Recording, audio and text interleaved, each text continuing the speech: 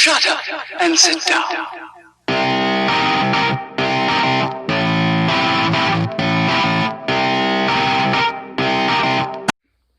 What's the story, people of the internet? Hope everyone's having a wonderful day.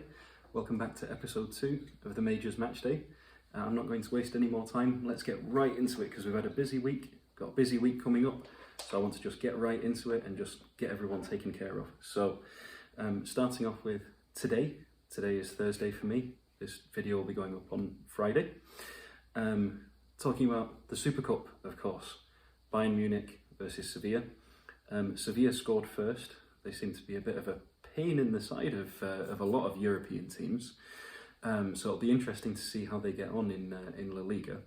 And also to see how they progress next season in Europa League, etc. But seemed like it was a very interesting match. Left it late. Xavi Martinez, the hero once more, as he was in 2013. And his final moment for the club as well. He's moving to Athletic Bilbao. So a nice send-off for Xavi Martinez there. Onto the Premier League fixtures that I missed from last week's fixtures. That was on Monday. We had Aston Villa versus Sheffield United. Aston Villa 1-0 victors against Sheffield United. Sheffield United do seem to be having a bit of second season syndrome here. They just haven't found their feet yet. And from my understanding, it doesn't seem like they've been bringing in many players. So maybe a little bit of tweaking to do before the end of the window. Maybe that'll help them out, but it's a shame because they did so well last season. So hopefully they don't do what Reading did many years ago, end up in 4th and then fall flat at the end of the season.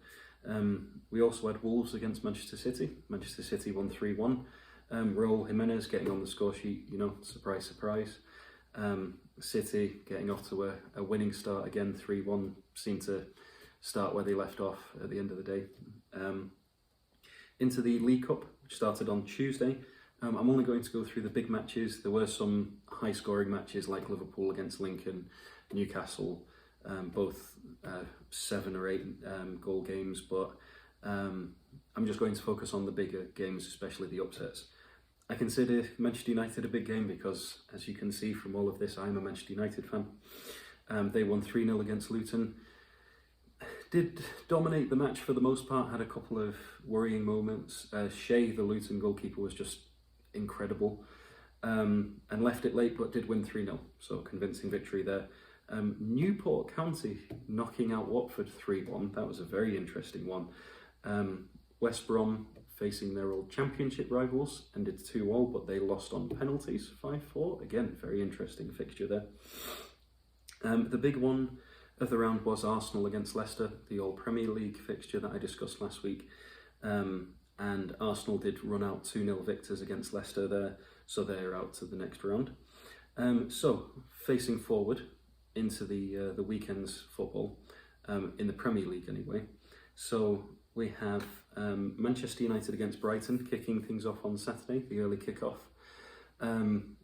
Brighton beating Newcastle 3-0 last week means that they're not going to be easy contenders by any means, not at least as easy as I considered them to be at one time or another, but it could give Manchester United problems if they hit all cylinders, if Trossard and Mopé show up. So be interesting to see. Hopefully Manchester United get themselves together. Who knows, perhaps Alex Telles will be a Manchester United player by that point, we'll see. And it'll be interesting to see what happens there, especially because, and I'm going to do a little preview for next week's video, we face them on Monday in the Cup. So 2 games within 2 days, both at the Amex Arena.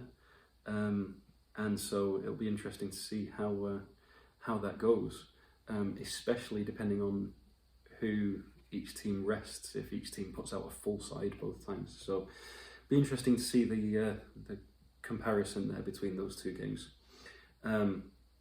Next match is Crystal Palace against Everton. Everton are looking very strong at the moment.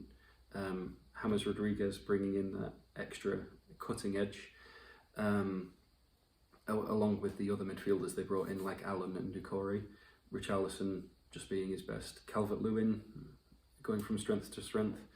I mentioned last week that their defence is a little bit of a worry, but it didn't seem to be a problem last time when they won 5-2. So it might be one of those teams that's very top heavy. Just see how many goals they can score, and if they can outscore the opponent, then why not? But I can see Everton winning this game. Palace, you never know with Palace, especially because they beat Manchester United in a game that I'd really rather not talk about, especially after the penalty. But I just think that Everton's going to be too strong for them. You never know, Zaha could prove me wrong. Townsend, for whatever reason, continues to perform. But I can just see Everton winning this one comfortably. Then we've got Chelsea against West Brom. I think Chelsea will have the bit between their teeth because of losing to Liverpool. They'll want to bounce back and prove that they deserve to be in the top four.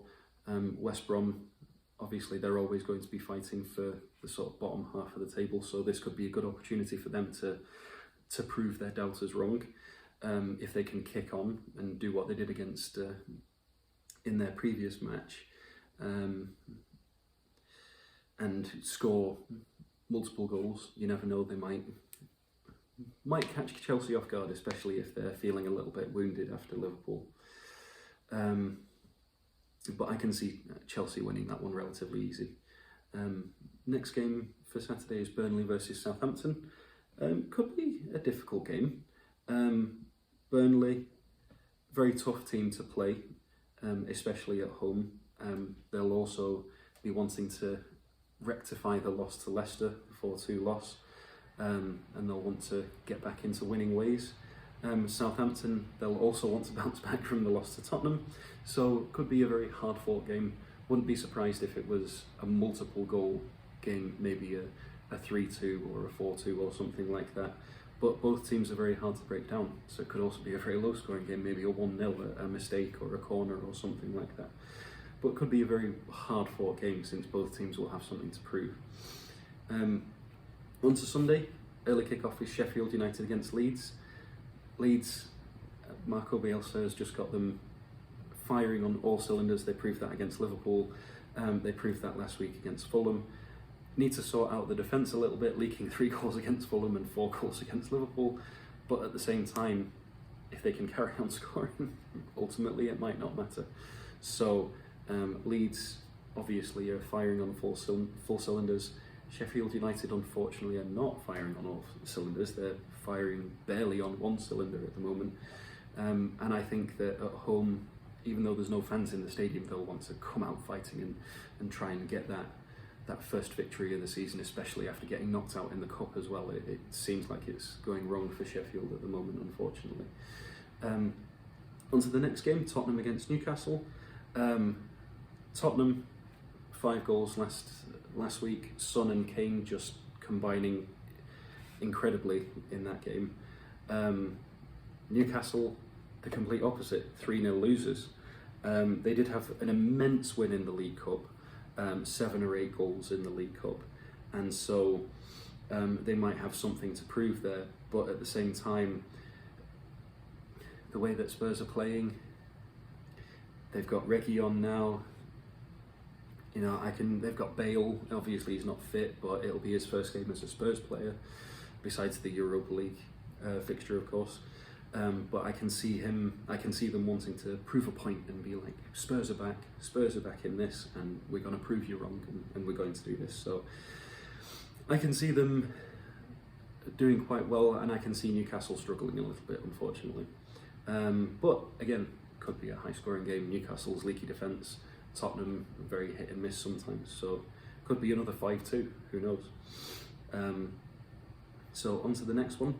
We have City against Leicester, or Manchester City against Leicester City, both cities. The Battle of the Cities. A very, very interesting fixture. Manchester City are coming off the 3-1 victory to Wolves that I mentioned earlier. Leicester are coming off the 4-2 victory to Burnley that I mentioned earlier. And so I think it's going to be a very hard-fought battle.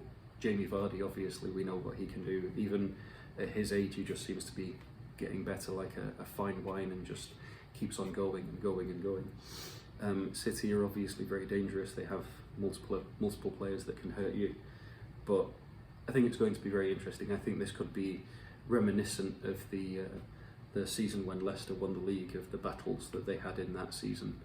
And I think it could be a very close game. It could go either way. Obviously City will be the favourites because they're one of the favourites to win the league this year.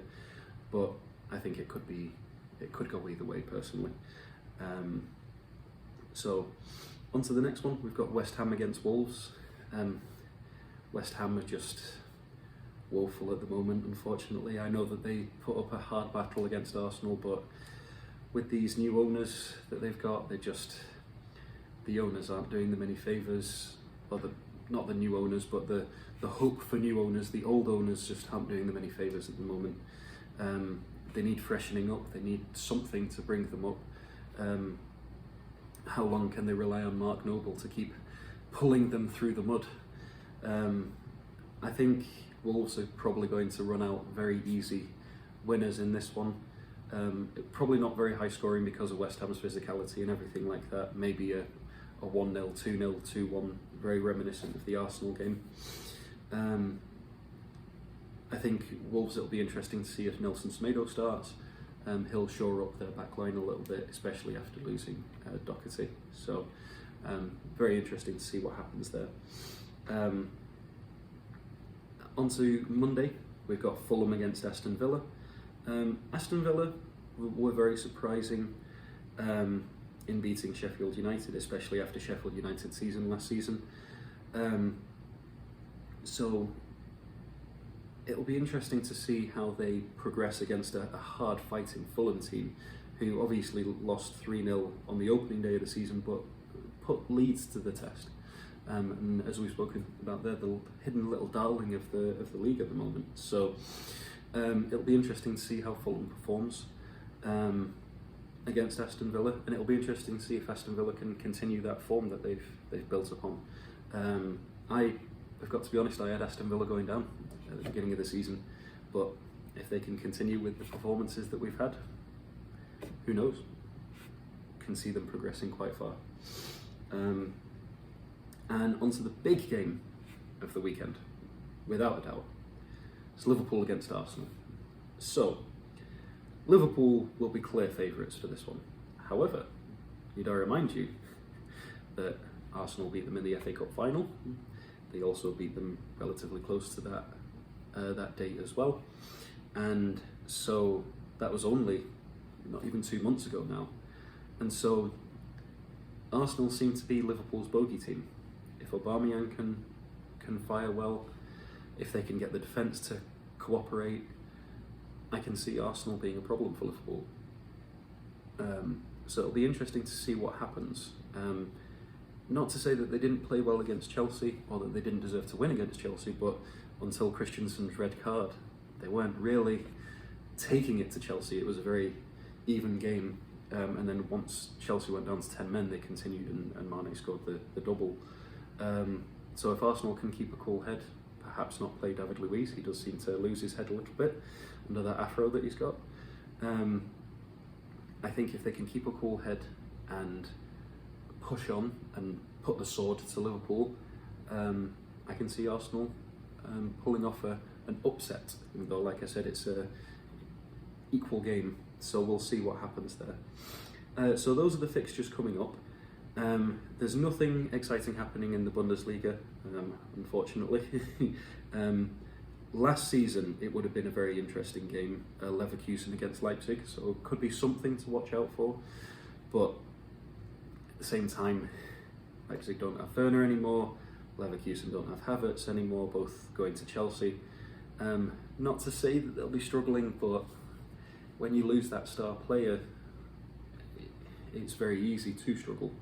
I don't follow the Bundesliga as closely as the Premier League, so I'm not sure about what players they've brought in, but I just think they might find it difficult.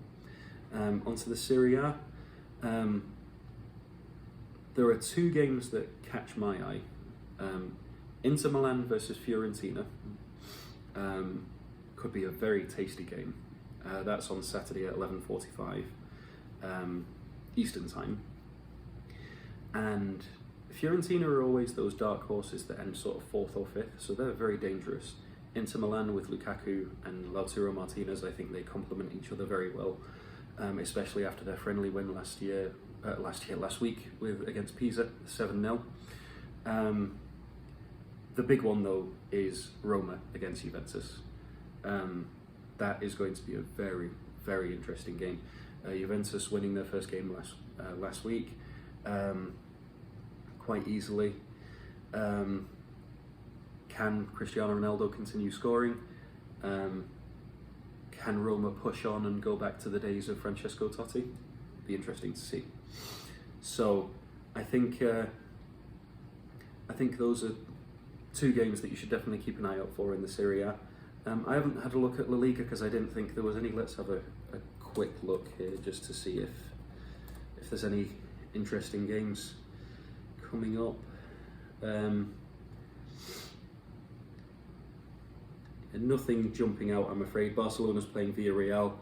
A big game, days gone past. Not necessarily now. No disrespect to Villarreal, but it's not a Barcelona Real Madrid or a Madrid derby or anything like that. So I think La Liga is going to be a Messi showcase this weekend, probably. So yeah, I think those are the biggest games of this week. So one last thing, and then I will head off. These are the channels that you can find the Premier League on this week. So the Manchester United Brighton game are on NBCSN/Universo. The Crystal Palace versus Everton game are also on NBCSN/Universo. West Brom versus Chelsea have made it onto Channel 3 NBC and also Universo. Burnley versus Southampton are on Peacock, which I'm going to interject for a second. Peacock does start off free. However, once you start streaming, it does go up to $10 a month. So rubs me a little bit the wrong way because NBC Gold used to be $60 a year. Now with the $10 a month, it's $120 a year. But at the same time, if you're like me and you watch your football, it's probably worth it at the end of the day. On to Sunday, we've got Sheffield United versus Leeds, NBCSN and Universo. Spurs versus Newcastle, NBCSN and Telemundo. Manchester City versus Leicester City, NBCSN and also Telemundo. West Ham versus Wolves are on Peacock. Fulham versus Aston Villa, also on Peacock. And Liverpool against Arsenal, surprisingly, are also on Peacock. So a lot of games on Peacock this weekend. And a lot of love for the Universo and Telemundo channels as well. So those are my matches to watch out for this weekend. I will be doing another episode for hopefully Sunday. If not, I'll get it out Monday morning, which will be going on about the League Cup fixtures. There are the two Premier League fixtures also on Monday. If anything changes, I'll discuss those. And any other big matches that I can see during the middle of the week. So my moments to watch out for: the two Manchester United versus Brighton matches, the Liverpool versus Arsenal, City against Leicester City, and then the two fixtures I mentioned in the Serie A, the Roma Juventus and the Inter Fiorentina. So I hope everyone is doing well, staying safe, keeping out of trouble, and I hope you all have a wonderful day.